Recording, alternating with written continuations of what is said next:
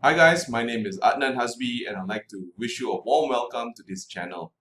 So one of the major things which happened during this week was that the government announced the budget for Malaysia for the year 2021.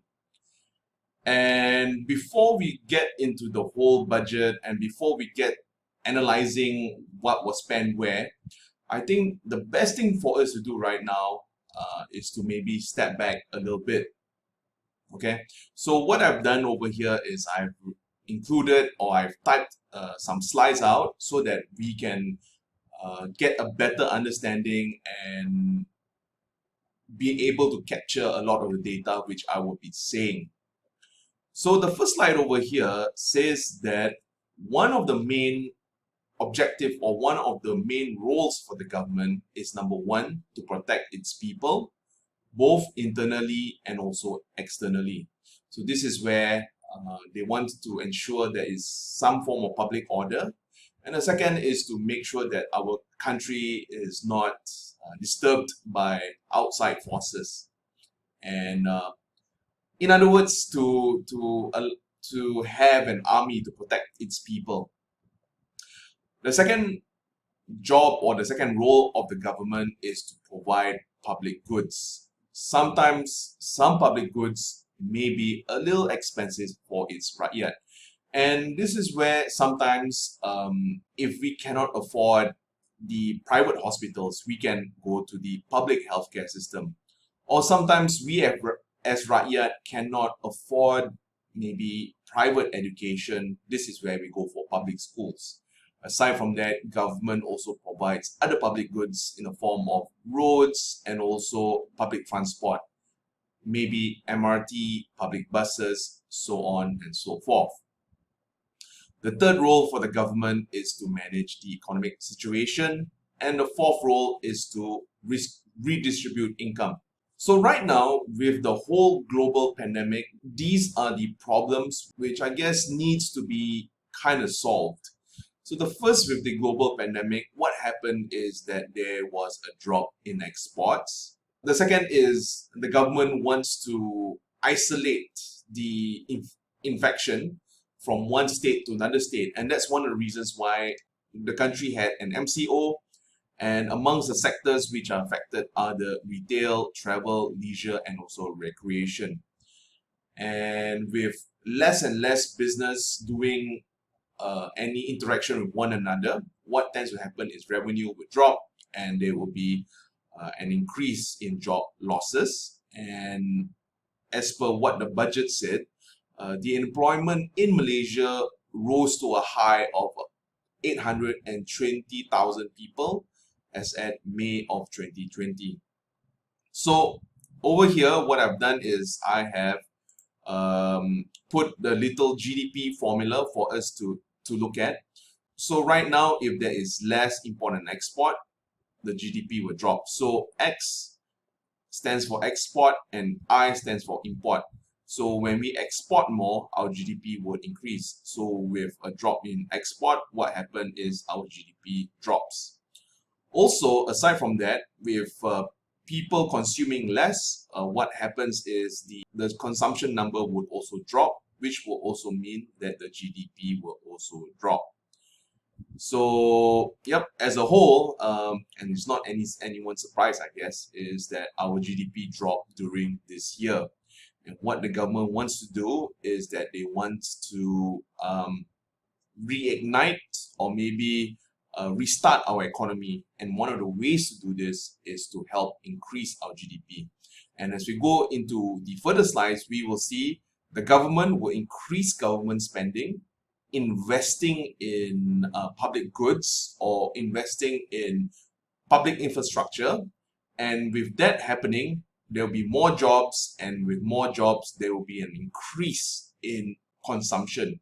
So basically what the government wants to do is they want to increase projects, and these projects will have very high multiplier effects to its rakyat. Projects which will give the most number of jobs to us Malaysians.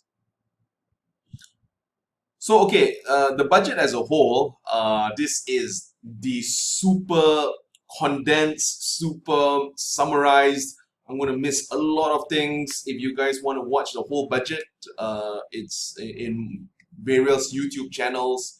What I've done was I watched the budget multiple times. I watched analysts and so on and so forth. And I wanted to figure out what was the best way for me to I guess present this budget. And I think the way I'm doing this is I'm going to just focus on the major projects the government is going to put in and jobs. And I think if any of us are searching for jobs, I think this will be a good episode to look at. And if any of us wants to know where government is allocating the money to restart the economy, I have a couple of slides for that. So the first thing I want to say is that the government wants to fight the pandemic and they have allocated some money. The first is a vaccine, and the second is to do a third wave prevention. Over here, they have invested in PPEs, testing equipment, so on and so forth. Okay. The second thing the government has done is they wanted to safeguard the vulnerable groups. Over here, this would mean groups which have kind of lost their jobs and have no income, or groups which are earning below a certain number of ringgit, I guess. And over here, the government has done a couple of, I think, really wonderful things. Number one, the government is giving money to its rakyat, the first thing. So over here, we can see that they have a Bantuan Prihatin, which is 6.5 billion. The next is we can withdraw from account 1 for any of us which has a loss of jobs. And the total amount which was approximated is about 4 billion. And people which are still working, they can do a 2% EPF reduction. This will be for 1 year, and the approximate sum for this is about 9 billion. And there will be subsidies for farmers and fishermen. So over here, I know throughout this past couple of days, there were a lot of commentary as to why can't the rakyat withdraw more money from EPF. So I'll give you guys a little point of view whereby EPF, what they tend to do is that they tend to invest in longer term assets. So assuming that I, person A, just started working and I'm 20 years old, and I'll be expected to work until I hit 60 years old, right? So over here, what will happen is that since I will be a long investor or a person putting a lot of money in EPF for the long period of time, what EPF tends to do is they tend to invest in longer term assets. So that could be 5-year bonds, 10-year bonds, so on and so forth. And for, I guess, EPF to pay a sizable amount, what may happen is they may have to liquidate long-term assets, which is a bit difficult. That's the first point. The second point is right now with the stock market, I guess, underperforming, and EPF has a sizable allocation to the Malaysian market. If the stock market were to go down, what will happen is that EPF may have to recognize losses for their investments in the Malaysian market, especially when all of a sudden they need to do a payout. Okay, so if the government were to safeguard the vulnerable groups, what will happen is that there will be an increase in disposable income. And when there is an increase in disposable income, in theory, the GDP should go up. The next initiative the government is doing is that they want to provide more jobs to its people. So amongst the programs they want to do is they want to do Jana Kerja, which may provide about 500,000 jobs. And they also are looking towards reskilling program. So over here, we can see that the government is very well aware of the shrinking job markets and they want to help their rakyat. One of the things I want to say is over here in Penjana Kerja, the government actually has this scheme whereby if they hire a local person, the government will give incentive to that company hiring a local person. So over here, if the government were to restart the economy, say in construction projects, what will happen is the jobs will not go towards foreign labor. Instead, a lot of local companies are incentivized to hire local people, which is a good thing. Okay, so for the final slide over here, I just want to show what activities the government has already allocated their money towards. The first thing, or the first project, is the Kwasa Land project. The GDV for this particular project is about 50 billion ringgit. And the rest of the project is the Pan-Borneo Highway, the Gemas electrified train, so on and so forth. Over here, we can see that most of the jobs are public goods or public transport goods. And the amount here is about 15 billion. So over here, these are the activities that the government wants to focus on to jumpstart the economy.